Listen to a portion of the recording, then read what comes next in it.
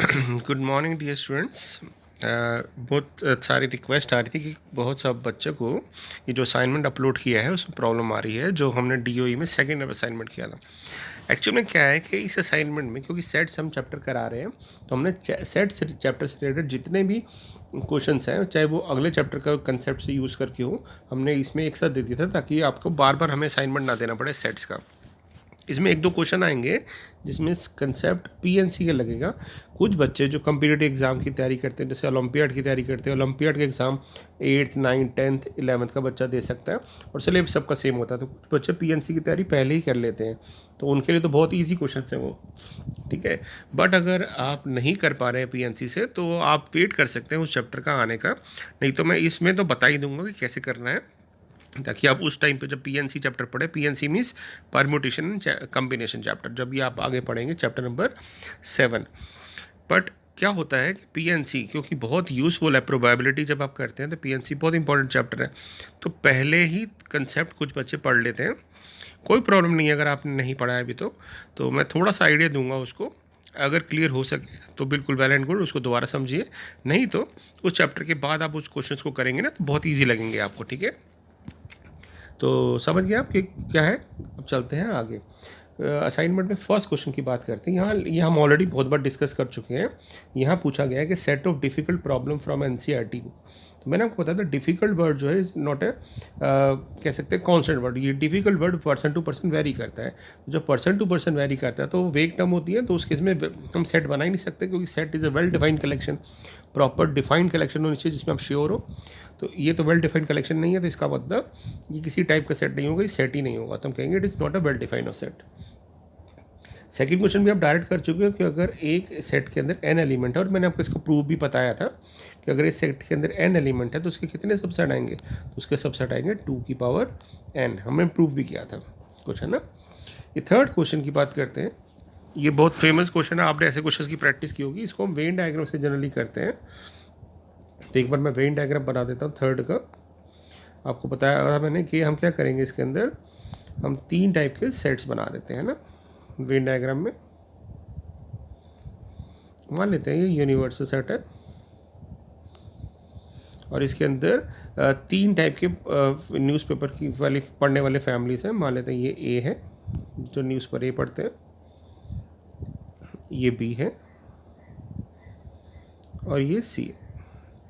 अब अगर क्वेश्चन को आप ढंग से पढ़े, क्या कह रहे हैं कि मैंने आपको बताया था सबसे पहले हमेशा कौन सा रीजन मार्क करना चाहिए हमें, ये वाला जो तीनों में कॉमन है। तो यह कह रहा है 2% of the family buys 3 all the 3 newspaper. तो ये हमारे पास 2%, मैं परसेंट में बना रहा हूँ, ठीक है ना। तो और कुछ बच्चे इसमें क्या कर सकते हैं कि 100 वही सारे नंबर्स का 10,000 के सारे परसेंटेज निकालने फिर पुट कर दे। मैं पहले परसेंटेज में कैलकुलेट कर लूँगा और बाद में उसको डायरेक्ट नंबर्स में कैलकुलेट करूँगा, ठीक है। तो ये 2% है। उसके बाद कह रहा है कि 4% बाय ए एंड सी। तो ए और सी का जो कॉमन है वो तो ये है, ये 4% है टोटल, यानी इस पूरे में 4% आना चाहिए। 2 ऑलरेडी लिखा हुआ है तो 2% यहाँ आ जाएगा। फिर यहाँ पे कह रहा है कि 3% by b and c. B और सी में 3% आने चाहिए, तो 2% तो ऑलरेडी इंक्लूड हो चुके हैं, तो यहाँ पे 1% आ जाएगा। उसके बाद 5% बाय ए एंड बी। 5% अगर ए और बी में आ रहे हैं, 2 ऑलरेडी आ चुके हैं, तो 3% यहाँ आ जाएगा, ठीक है। अब कह रहा है 10% बाय न्यूज़पेपर सी। तो 10 आने चाहिए यहाँ पे टोटल पूरे सर्कल में, तो 2 2 4 और 1 5 तो ऑलरेडी आ चुका है, तो 5% यहाँ आ जाएगा, ठीक है। उसके बाद बात करते हैं 20% बाय बी। तो 3 2 5 और 1 6 आ चुका है, तो 14% यहाँ आ जाएगा ताकि 20 बन जाए।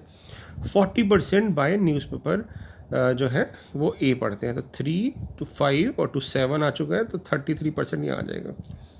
अब एक बार कैलकुलेट करें और क्या है, वैसे तो हमें इसको कोई कैलकुलेट नहीं करना, बट फिर भी अगर आप चाहें तो टोटल चेक कर सकते हैं। 33 और 14 ये आ जाएगा 47, 47 52, 52 और 52 तो ये हो गया, और 3 4 8 आ गया, तो 60% आ रहे सर्कल में, यानी 40% लोग बाहर आ रहे हैं एक तरह से। तो बात हुई है, हमसे सिर्फ यहाँ पूछा गया है कि इसमें ऐसे कितने लोग हैं जो सिर्फ ए न्यूज़ पर पढ़ते हैं। तो ए न्यूज़ पर तो सिर्फ 33% पढ़ते हैं, तो कहेंगे हमारे पास जो ए न्यूज़ पर पढ़ने वाले बच्चे वो लोग हैं वो 33% है। किसका 33% है? 10,000 का। तो 33 परसेंट जो हम निकालेंगे 10,000 का क्या आ जाएगा 3300। तो हमें तो सिर्फ इससे मतलब था, तो हमारे पास ऑप्शन बी करेक्ट आ जाएगी। ठीक है, तो ये क्वेश्चन हम वेन डायग्राम से कर सकते हैं। इसमें भी ये भी पूछ सकते थे ओनली बी वाले कितने हैं, ओनली ए वाले, या ऐसे कितने हैं लोग जो पढ़ते ही नहीं हैं। ठीक है ना, तो उस तरह से आप क्वेश्चन को कर सकते हैं।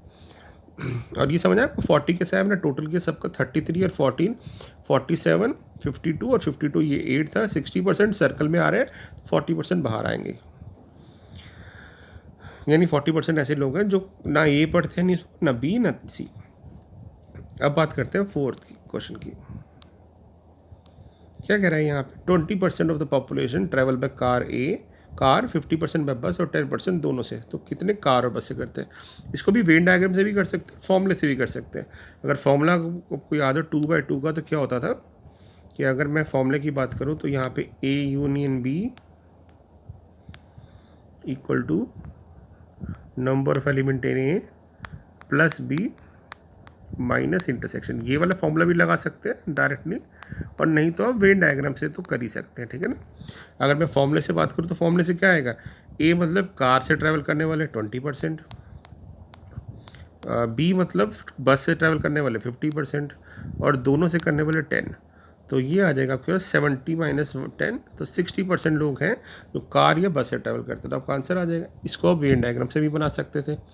वेन डायग्राम से कैसे करते हैं, अगर वेन डायग्राम से बनाना होता तो ये यूनिवर्सल सेट आ गया, ये कार और ये बस हो गया। सबसे पहले कॉमन की बात करते हैं, तो कॉमन 10 है। कार से ट्रैवल करने वाले हमारे पास 20% है, 10 ऑलरेडी लिख चुके तो 10 यहाँ आ जाएगा। बस से ट्रैवल करने वाले 50 हैं, तो 10 ऑलरेडी लिख चुके तो 40 आ जाएगा।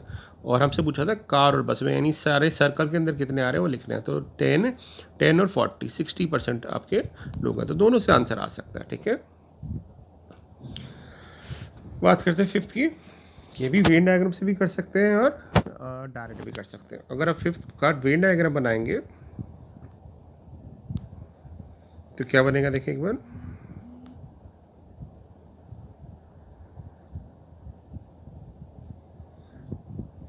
अब मैथ्स और फिजिक्स की बात कर रहे हैं यहाँ पे। ये मैथ्स है, ये फिजिक्स है। ठीक है, 20 teacher of a school either teach maths और physics, 12 teach mathematics while 4 teach both. तो बोथ हमें सबसे पहले देखना होता है। तो 4 टीचर ऐसे हैं जो मैथ्स और फिजिक्स दोनों पढ़ाते हैं, और 12 ऑफ देम टीच मैथ्स। तो टोटल 12 के अंदर मैथ्स के अंदर 12 आने चाहिए। 4 ऑलरेडी हम लिख चुके हैं, तो यहाँ 8 आ जाएगा। फिजिक्स की बात हमें नहीं की, तो हम इसको x मान लेते हैं। अब इन सबका जो टोटल है, यानी टोटल कितने टीचर हैं हमारे पास, 8 + 4 + x, वो दे रखा है 20, जो या तो मैथ्स पढ़ाते हैं या फिजिक्स। तो यहाँ से जब हमने x निकालने की कोशिश की तो हमारे पास x आ गया। तो हमसे पूछा क्या है, how many teach physics only. Only physics मतलब जो सिर्फ फिजिक्स पढ़ाते हैं, तो वो है हमारे पास 8, तो ऑप्शन 4 करेक्ट हो जाएगी। अगर बोलता है कि फिजिक्स कितने पढ़ाते हैं, तो हम कहते हैं कि 8 जो x + 4 है वो हो जाता 12। तो 12 फिजिक्स पढ़ाते हैं और 8 सिर्फ फिजिक्स पढ़ाते हैं। फिजिक्स पढ़ाने वाले में मैथ्स वाले पढ़ाने वाले भी हैं, क्योंकि कुछ टीचर कॉमन दोनों पढ़ाते हैं। ठीक है ना, अब बात करते हैं 6 क्वेश्चन की। P of A equal to P of B। अगर किसी भी सेट का पावर सेट A और पावर सेट B बराबर है तो क्या होगा। हमने ऐसा क्वेश्चन किया हुआ है कि अगर पावर सेट A और पावर सेट B बराबर है तो A और B इक्वल होंगे। क्यों, क्योंकि जितने भी एलिमेंट इसके अंदर वो सारे इसके अंदर आएंगे। तो इसका मतलब क्या है कि अगर मैं बोलूँ कोई सेट X P A के अंदर आ रहा है तो उसका कर्ली ब्रैकेट भी A के अंदर आएगा, है ना। तो इसका मतलब, और वो B भी है तो इसका मतलब वो B के अंदर भी आएगा। और अगर X A के अंदर भी और B के अंदर भी, यानी A B का सबसेट है। ऐसे उल्टा चलेंगे हम कि कोई एलिमेंट Y मान लेंगे यहाँ पे। Y अगर P ऑफ B में है तो curly bracket of Y B में होगा, और क्योंकि B और सेम एलिमेंट A में भी बैठा है तो इसका मतलब B A का सबसेट है, A B का सबसेट है, B A का सबसेट है। तो आपका आंसर आ जाएगा C। हमने किया हुआ ये क्वेश्चन, है ना, ये प्रूफ भी था NCERT के अंदर। ओके, 7th क्वेश्चन डायरेक्ट है कि सेट ऑफ इंटेलिजेंट स्टूडेंट। फिर से intelligent word is not a fix term, very करती है पर्सन टू पर्सन, तो it is not a well defined collection. 8th question हम आपका क्विज में भी कर चुके हैं। पूछा गया इनमें से कौन सा एम्प्टी सेट नहीं है। जब हम पहले की बात करेंगे तो फर्स्ट वाले के सॉल्यूशन हमारे पास आएंगे x इक्वल टू +-1, यानी ये एम्प्टी सेट नहीं है क्योंकि इसके 2 आंसर आ रहे हैं। इसको सॉल्व करेंगे तो इसका आंसर आएगा x इक्वल टू +-3, क्योंकि रियल नंबर की बात कर रहे हैं, तो ये भी नॉन एम्प्टी सेट है। तो इसके अंदर भी एलिमेंट तो आ रहे हैं। यहाँ पे हम सॉल्व करते हैं तो इसकी हमने क्वाड्रेटिक इक्वेशन सॉल्व की थी, अगर आपको याद हो तो यहाँ पे x square minus 2x plus x minus 2 equal to 0, तो यहाँ पे x की वैल्यू आ गई 2 n माइनस 1। तो ये भी नॉन एम्प्टी सेट है क्योंकि इसके अंदर भी कुछ एलिमेंट आ रहे हैं, बट एक्स स्क्वायर प्लस 1 जो है रियल नंबर के लिए कभी पॉसिबल नहीं है, क्योंकि किसी भी रियल नंबर के लिए किसी भी नंबर का स्क्वायर नेगेटिव नहीं होता। तो इसका मतलब ये आपका क्या होगा, एम्प्टी सेट होगा, ठीक है ना। तो एम्प्टी सेट बी की बात करते हैं। ओके चलते हैं, नाइन्थ भी आप कर चुके हैं कि जब हमने नाइन्थ में सॉल्व किया एक्स स्क्वायर इक्वल टू 16, तो एक्स स्क्वायर इक्वल टू 16 हमारे पास आया x equal two plus minus 4 and word लिखा है, यानी दोनों को कंडीशन को सेटिस्फाई करना चाहिए। और दूसरे को सॉल्व किया तो आया एक्स इक्वल टू 3। अब ऐसा कोई भी नंबर नहीं है जो दोनों कंडीशन को सेटिस्फाई कर पाए, तो हम कहेंगे इस सेट के अंदर कोई भी एलिमेंट नहीं आएगा।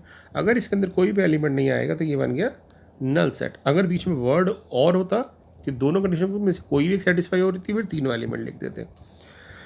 10th क्वेश्चन अभी हमने क्विज में किया था कि यहाँ पे पूछा हुआ है ए सेट के अंदर 3 एलिमेंट आ रहे हैं, null set 5 curly bracket 5 and curly bracket 5। तो इसके पावर सेट में कितने एलिमेंट आएंगे, तो इसके पावर सेट में एलिमेंट आएंगे हमारे पास 2 की पावर 3 8। अब यहाँ पूछा गया कि इसके पावर सेट के सबसेट कितने बनेंगे। तो अगर पावर सेट के अंदर 8 एलिमेंट आ रहे हैं तो उसके कितने सबसेट बनेंगे, 2 की पावर 8, यानी 256 इज दी राइट आंसर। अगला क्वेश्चन की बात करते हैं। ए में 3 एलिमेंट है, बी में 6 एलिमेंट और मिनिमम नंबर पूछे। तो मिनिमम आपको पता है यूनियन के अंदर मैंने बताया था मैक्सिमम कब होता है, जब दोनों डिसजॉइंट सेट होते हैं, और मिनिमम कब होता है जब एक सेट दूसरे का सबसेट है। अब एक के अंदर 3 एलिमेंट आ रहे हैं और एक के अंदर 6, तो ऑब्वियसली स्मॉलर वाला सेट दूसरे का सबसेट होगा, यानी ए सेट के अंदर जो एलिमेंट आ रहे हैं वो सारे बी के अंदर आ रहे होंगे। तो ए के अंदर 3 एलिमेंट आ रहे हैं और टोटल 6 के अंदर बी के अंदर 6 एलिमेंट, तो 3 एलिमेंट यहाँ आ जाएंगे, है ना। तो यहाँ पूछा है कि मिनिमम नंबर ऑफ एलिमेंट क्या होंगे यूनियन में। तो यूनियन में क्या करते हैं, बिगर सेट लिख देते हैं, तो हमारे पास आ जाएगा कि मिनिमम नंबर 6 आएंगे। मैंने आपको बताया था कि पी और क्यू से अभी एक क्वेश्चन और आएगा यहाँ पे, ठीक है ना, कि अगर यहाँ पे आता maximum number of a union b के एलिमेंट बताओ तो दोनों का सम आ जाता 9, और मिनिमम पूछा है यूनियन का तो फिर बिगर सेट आएगा, बिगर सेट के एलिमेंट आएंगे।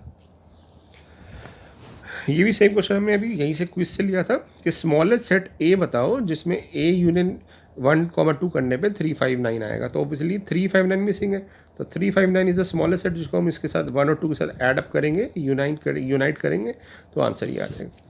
13 क्वेश्चन की बात करते हैं बेटा, ये मैं बात करता पीएनसी का क्वेश्चन है।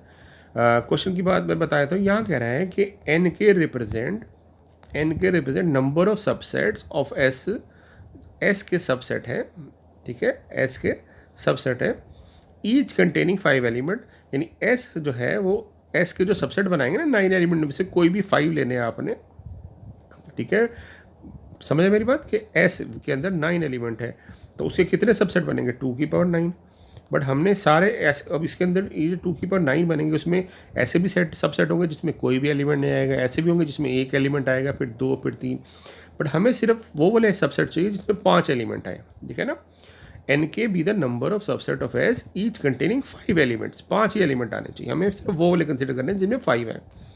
अब उसके बाद भी एक कंडीशन है कि एन के represent the number of subset of S each containing 5 element out of which exactly के आर ऑड, यानी N1 में 1 ऑड है, N2 में 2 ऑड है, N3 में 3 ऑड है, N4 में 4 ऑड है, N5 में 5 ऑड है। इस तरह से हमें क्वेश्चंस को ब्रेक करना है। अब 1 से लेकर 9 तक हमारे पास कितने ऑड है, कितने इवन नंबर है। तो ऑर्डर नंबर की बात करें 1 से 9 तक तो 1, 3, 5, 7, 9 है। और इवन की बात करें तो इवन नंबर कितने हैं हमारे पास, 2, 4, 6, 8। ये हमारे पास 9 में से 5 ऑड नंबर है, 4 इवन नंबर है। अब N1 का मतलब हो गया, N1 का मतलब है हमें ऐसे सबसेट बनाने हैं जिसके अंदर 5 तो एलिमेंट आए बट उसमें ऑड नंबर 1 ही हो, यानी यहाँ से कोई भी एक एलिमेंट आ सकता है बट उसके बाद 4 ये नंबर यहाँ से आने चाहिए, है ना। तो जब हम पीएनसी की बात करेंगे ना तो हम पीएनसी में लगाते हैं सिलेक्शन, क्योंकि मैं सिलेक्शन करनी है वाला नंबर को चूज़ करना है, ये आगे जाके पढ़ेंगे। मैं सॉल्यूशन क्योंकि अभी अपलोड कर रहा हूँ तो जिन बच्चों को पता है वो इजीली कर लेंगे, अदरवाइज आप स्किप कर दीजिए फॉर द टाइमिंग, नहीं तो मैं ऑल्टरनेटिव मेथड भी अभी देखता हूँ, बताता हूँ आपको। तो हमें क्या करना है सिलेक्शन करनी है। सिलेक्शन के लिए लगता है कम्बिनेशन। अब हमें एक नंबर यहाँ से सेलेक्ट करना है, तो हम कहेंगे 5 में से एक नंबर चूज़ कर दिया। सिलेक्शन में होता है बेसिकली बेटा कि NCR लगाते हैं। N होता है कितने आइटम अवेलेबल है और R होता है कितने हमें सेलेक्ट करने हैं। तो इसलिए मैंने लिखा 5 में से 1 सेलेक्ट किया। एंड के लिए हम लगाते हैं मल्टीप्लाई, क्योंकि अब हमें एक नंबर यहाँ से सेलेक्ट करना था और 4 नंबर यहाँ से सेलेक्ट करने हैं। यहाँ पे कितने एलिमेंट है? 4। तो 4C4, क्योंकि 4 में से चारों करने हैं। अब इसकी जब वैल्यू निकालोगे तो ये आ जाएगा 5, ये आ जाएगा 1। अभी मैं आपको समझाता हूँ कैसे। NCR का जो फॉर्मूला होता है वो होता है n factorial upon n minus r factorial और r फैक्टोरियल। इस फॉर्मूले से आप निकाल सकते हैं, नहीं तो अभी फॉर द टाइम ही छोड़ दो, नहीं तो हम इसका दूसरे मेथड से भी करते हैं। आप सोचो बेटा कि 4 में से चारों सेलेक्ट करने हैं, तो जो 4 एलिमेंट है और चारों सेलेक्ट करने हैं तो एक ही भी होगा सेलेक्ट करने का। और यहाँ पे 5 में से एक सेलेक्ट करना है, तो 5 में से एक सेलेक्ट करने के लिए 5 भी हो सकते हैं। 1 आ सकता है, या 3 आ सकता है, या 5 आ सकता है, या 7 आ सकता है, या 9। इसलिए मैंने लिखा है 5 वेज और 1 वे। तो ये आ गया 5 एलिमेंट। ऐसी बात करते हैं N2 की। अब N2 का मतलब क्या है? हमें 2 ऑड चाहिए, यानी 2 नंबर यहाँ से चाहिए और 3 नंबर यहाँ से चाहिए। तो हम कहेंगे 5 में से 2 चाहिए और 4 में से 3 चाहिए। अब 4 में से अगर 3 एलिमेंट आपको सेलेक्ट करने हैं तो कितने वे में कर सकते हो? अब 4 में से 3 एलिमेंट, अब देखो वो 4 वेज में कर सकते हो। कैसे? जैसे 2 4 2 6 2 8, है ना। या फिर ऐसे भी समझा सकता हूँ मैं आपको। 4 में से 3 एलिमेंट करने हैं ना, तो 4C3 होगा आपका। तो कैसे करेंगे? 2 4 2 6 2 8, 4 6 हो सकता है और 6 8 हो सकता है। ठीक बात है। हमें 3 एलिमेंट करने हैं, 4C3। और 5C2 में कितना होगा? 5C2 में आपके पास हो जाएगा 5 एलिमेंट। ऐसे ही N3 का मतलब हो गया हमें करना है, अच्छा सॉरी ये 4, यहाँ पे 4C3 था। 4C3 का मतलब है 3 एलिमेंट सेलेक्ट करो। तो आप कह सकते हैं 4 एलिमेंट कैसे हुए? 2 4 6, मैंने 2 बोल दिए। 2 6 8, ठीक है, 2 4 8 और 4 6 8। ठीक है, यही भी हो सकते हैं 4, इसके अलावा कोई नहीं बनेगा, क्योंकि सेट में ऑर्डर मैटर नहीं करता। तो अगर 4 2 6 करेंगे तो सेम बात है। अब N3 की बात है। N3 का मतलब क्या? 3 ऑर्ड होने चाहिए, यानी 3 पहले सेट से आने चाहिए, 5C3 और 4C2, 2 यहाँ से आने चाहिए। ठीक है, तो अच्छा 5C3 का मतलब क्या होगा? इनमें से 3 एलिमेंट सेलेक्ट करो। तो इसको सेलेक्ट करने के लिए 10 पेज हो जाएंगे। आप खुद भी बना सकते हो, अगर आपको ये फॉर्मूला नहीं करना ना तो 10 पेज बनेंगे। कैसे बनेंगे? 10 1 3 5 1 3 7 1 3 9, फिर 1 को स्किप कर दो, 3 5 7 3 7 9, है ना। फिर 3 को स्किप कर दो, 5 7 9। इस तरह से आप देखोगे तो 10 एलिमेंट बन जाएंगे, खुद भी पॉसिबिलिटी बनाएंगे जब। और 4C2 का मतलब हो गया आपके पास 4C2 में 6 पेयर बनेंगे आप। ठीक है, 6 पेयर कैसे बनेंगे देख रहे हैं आपको? 2 4 2 6 2 8, फिर उसके बाद 4 6 4 8 और फिर 6 8, इस तरह से। तो ये आ गया आपके पास 20, ये आ गया 60। अब हमें चाहिए N4। N4 का मतलब समझते हैं? N4 का मतलब हो गया कि 4 और नंबर चाहिए। अब 4 नंबर यहाँ से चाहिए, तो 5C4 यानी 5 वेज होंगे, और यहाँ से एक नंबर चाहिए, तो ये आ जाएगा आपके पास 4 वेज में। तो 20 आपका आंसर हो गया। ठीक है, दोबारा देखें एक बार क्या हुआ। 5C1 और 4C1, तो ये आ गया आपके पास 5 एलिमेंट। उसके बाद 5C2 और 4C3। बहुत इजीली कर सकते हैं। आपको सिलेक्शन बनानी है, सिर्फ सिलेक्शन मतलब एलिमेंट्स को देखना है कि कितने वे में कर सकते हो, और अगर आप बनाने की कोशिश करेंगे ना बहुत इजीली आपका ये बन जाएगा, ऐसा कुछ नहीं है। ठीक है, अब बात करते हैं हम नंबर की। NC5 ढूंढ सकते हो? क्या आएगा NC5 ढूंढने की कोशिश करोगे, कितना आएगा?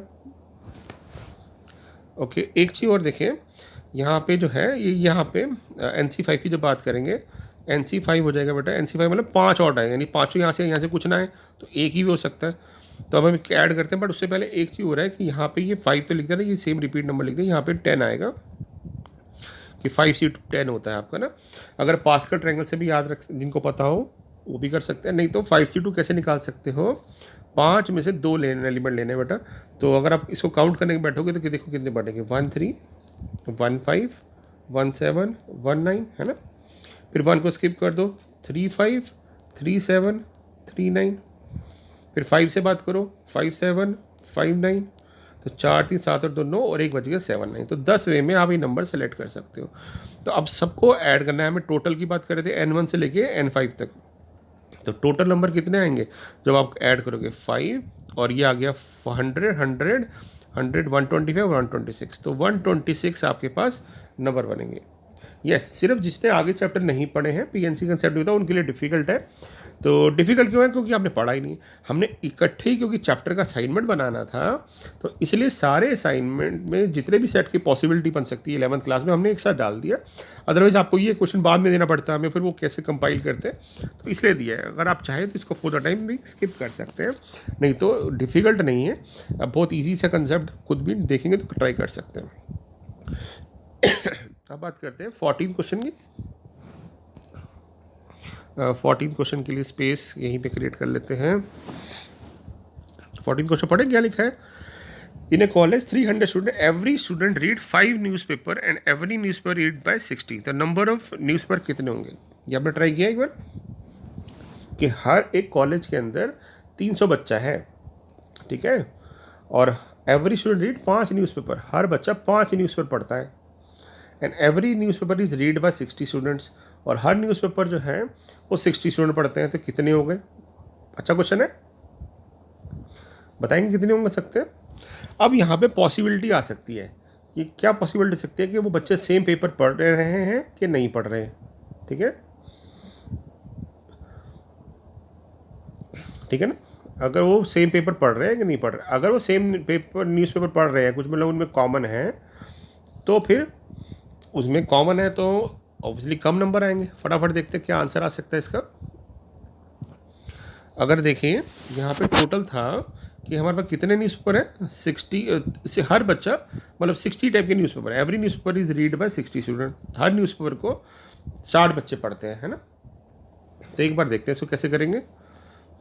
यहाँ पे हम कहते हैं कि टोटल न्यूज़पेपर मान लेते हैं n है। Let the total number of newspaper b n।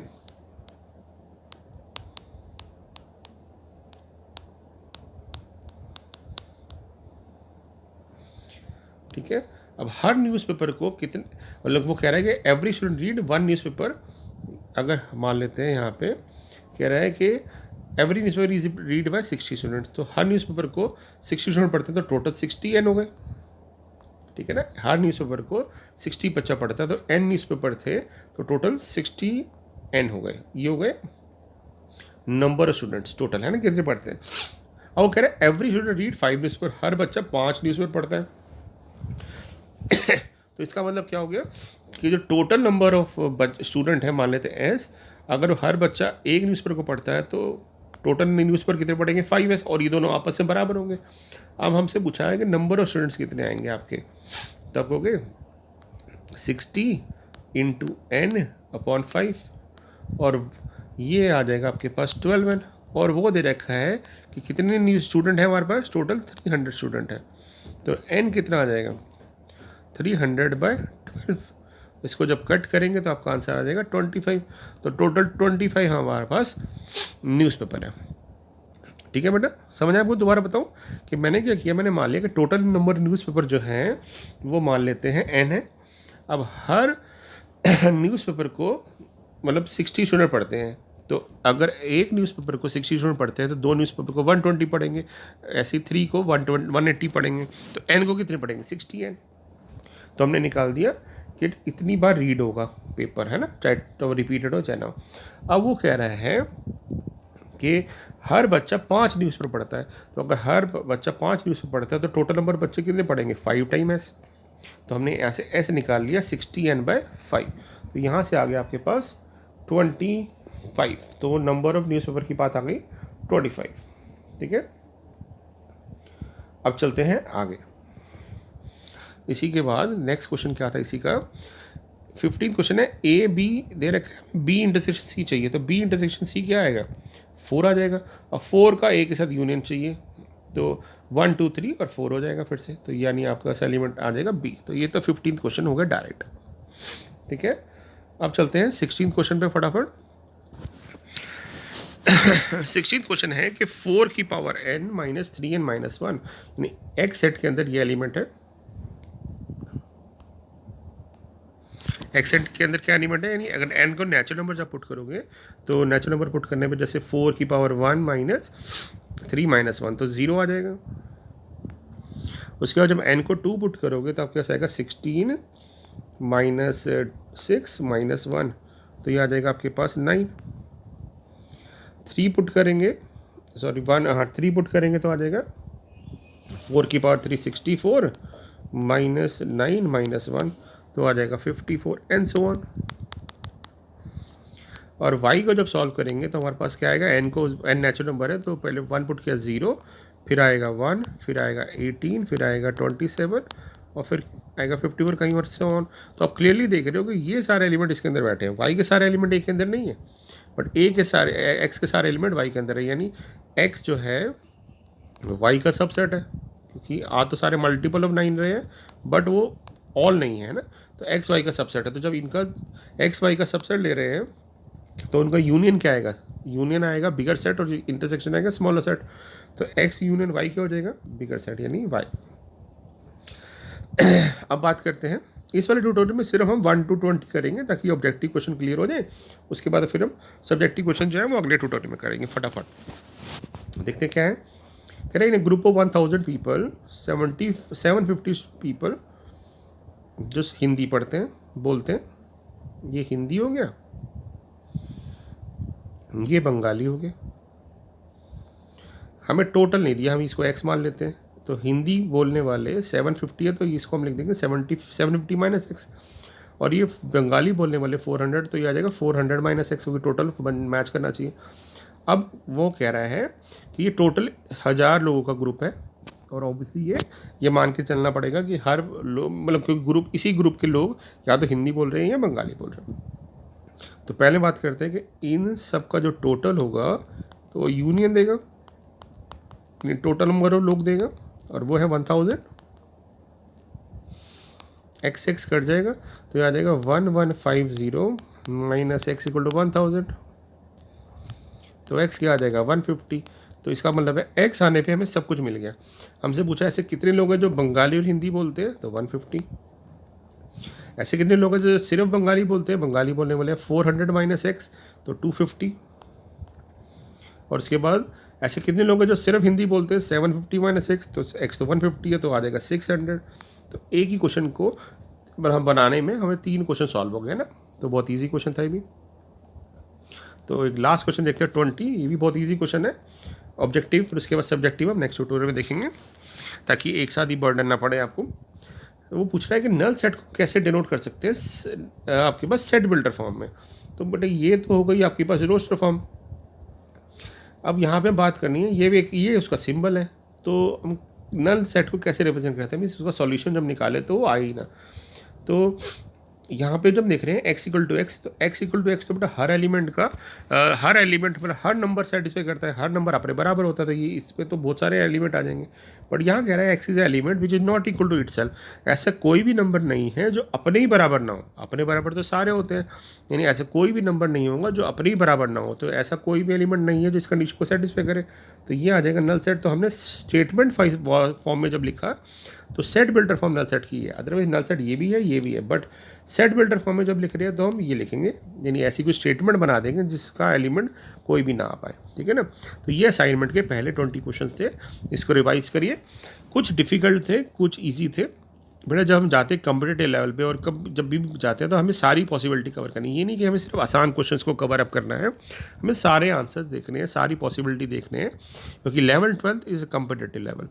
आप जब जाएंगे तब दोबारा सेट नहीं पड़ेंगे। अगर आप यहीं बेस स्ट्रॉन्ग कर लेंगे तो आपको बाद में दोबारा नहीं करना पड़ेगा। जैसे कुछ होते हैं, कुछ लोग कहते हैं कि आप इजी पहले कर लो, जब पेपर आएगा तब पढ़ेंगे। बट जब पहले इजी करके चल रहे हो, आपके पास अभी टाइम है, तो अभी अच्छा लेवल बनाओ ताकि बेस क्लियर हो सके। बेस जब क्लियर होगा तो आप कितना भी ऊपर बिल्डिंग बड़ी बना लो वो कभी गिरेगी नहीं। बट अगर बेस ही ढीला होगा, आपको पता ही नहीं सेट्स में, सिर्फ आपको पता है भाई यूनियन इंटरसेक्शन निकालना पता और आगे चले गए, तब कहाँ पढ़ोगे, तब तो भूल चुके होगे। तो बेस को स्ट्रॉन्ग करना जरूरी है। तो मेरी थिंकिंग यही है, इसलिए हम कहते हैं ज़्यादा से ज़्यादा क्वेश्चंस को हम डिस्कस कर सकें, वैरायटी डिस्कस कर सकें, ताकि आपका बेस स्ट्रॉन्ग हो, ठीक है। तो इन सबकी प्रैक्टिस करिएगा। अगले ट्यूटोरियल में हम बाकी रिमेनिंग क्वेश्चंस फटाफट करते हैं, ठीक है। Thank you.